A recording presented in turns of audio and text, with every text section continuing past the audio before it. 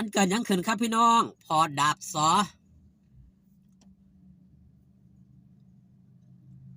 ได้หยังครับได้ออกมาเคลื่อนไหวถึงบอสโจแบบนี้ก่อนอื่นต้องขอกราบคำว่าสวัสดีครับผมสวัสดีพี่น้องครับป้องปายมิตรหมอแคนแฟนหมอลำครับยินดีต้อนรับเข้าสู่ช่องไทยซีเกตชาแนลสวัสดีไปยังแฟนคลับเอฟซีสาวหน่อยเพชรบันแพงแฟนคลับเอฟซีลาดน้อยอุ้งอิงสู้ขู่สู้คนนะครับเด้อมันเกิดอีหยังขึ้นครับพอดาบสอแห่งวงประถมบันเทิงศิลป์เพิ่นได้ออกมาเคลื่อนไหวถึงบอสโจแบบนี้ครับปีหน้าให้ทุกคณะเฮ็ดคือบอสโจสาวหน่อยโลดมันจังคุ้มฉากกับเวทีเฮ็ดมาแพงๆใส่2 ปีคือเพิ่นอย่าเปลี่ยนไว้หลายนั่นคือความเคลื่อนไหวของพอดาบสอของวงประถมบันเทิงศิลป์หรือว่าเจ้าของวงปฐมออเดอร์โชว์หลากหลายคณะครับพี่น้องที่มีการปรับเปลี่ยนฉากใหม่ทุกฤดูกาลแต่สาวหน่อยเพชรบันแพงนี่รูปแบบฉากก็ยังคงจอ LED ตั้งแต่ฤดูกาลที่แล้วเฮาเสียในรูปแบบเก่าเพิ่มขึ้นมาคือหยังครับเพิ่มขึ้นมาคือมงกุฎเล็กๆน้อยๆพอเป็นออเดิร์ฟเสิร์ฟสิ่งใหม่ๆเข้ามานิดๆหน่อย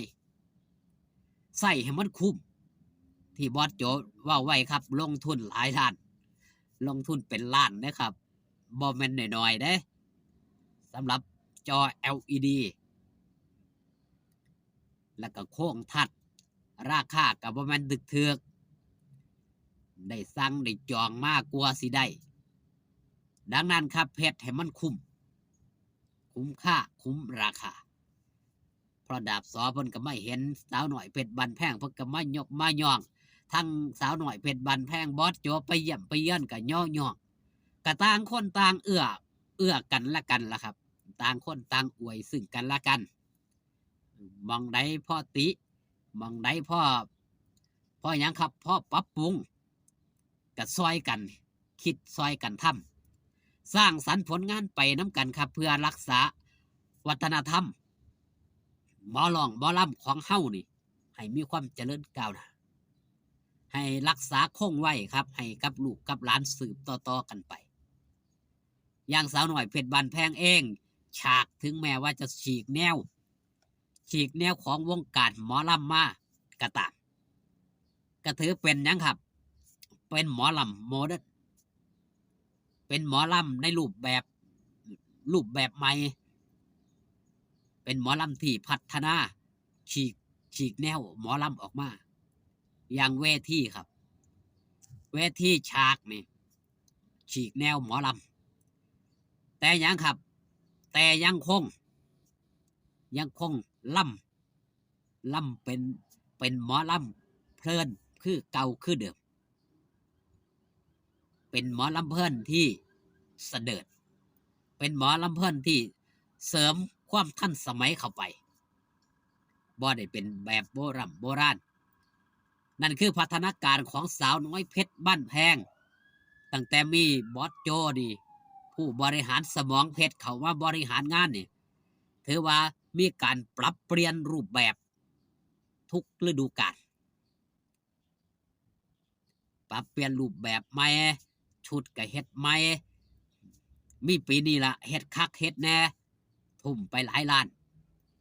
เพื่อหยังครับเพื่อผลงานเพื่อเจ้าภาพเจ้าการเจ้างานคุ้มค่าในการว่าจ้างไปเสพไปงั้นว่าสันเถาะบ่ได้อีบ่ได้เห็นว่าบ่คุ้มค่าจ้างเฉพาะจอ LED ก็ค่าจ้างคืนหนึ่งก็หลายแสนนะครับบ่แม่นน้อยเด้ถ้าเป็นคอนเสิร์ตทั่วๆไปนี่สิเอาจอ LED เยอะขนาดนี้หลายขนาดนี้นี่ราคาบ่น้อยครับแต่นี่ มัดมัดร่วมครับบ่ว่าจะเป็นศิลปินที่มีชื่อเสียงยังหลาดหน่อยอุ๋งอิงยังสุสายใยล้วนแล้วแต่เป็นศิลปินที่มีคุณภาพที่มีชื่อเสียงอยู่ในองค์กรพร้อมกับเราพระเอกนางเอกที่มีคุณภาพคับแก้วอยู่ในองค์กรนั้นถือว่ามัดร่วมครับบ่ได้แบ่งแยกเฮาเสียนได้ว่าหลากหลายคณะอย่างปฐมบันเทิงศิลป์เพิ่นก็มีแยกเนาะแยกอย่างเอาบิวจิตรจริยานี่แยกออกไปเป็นต่างหากค่าจ้างต่างหากแต่สาวน้อยเพชรบ้านแพงหลาดน้อยอุ๋งอิงก็ยังมัดร่วมครับบ่ได้แยกถ้าแยกมันก็มีราคาอีกราคาหนึ่งนี่ถือว่าเจ้าภาพเจ้าการเจ้างานถือว่าได้กำไรจ้างในปีนี้ครับปีต่อๆไปเนี่ยราคามันก็อยู่ซ้ำนี้ถ้าไปจ้างในปีถัดไปราคามันก็อาจจะอัพขึ้นอีกตามยังครับตามวิถีของหมอลำเพราะหมอลำก็มีการพัฒนามีการลงทุนบ่แม่นน้อยครับฤดูกาลหนึ่งนี่ลงทุนบ่แม่นน้อยละลงทุนนี่บ่ต่ำกว่า5 ล้านที่ลงทุนไปในแต่ละปี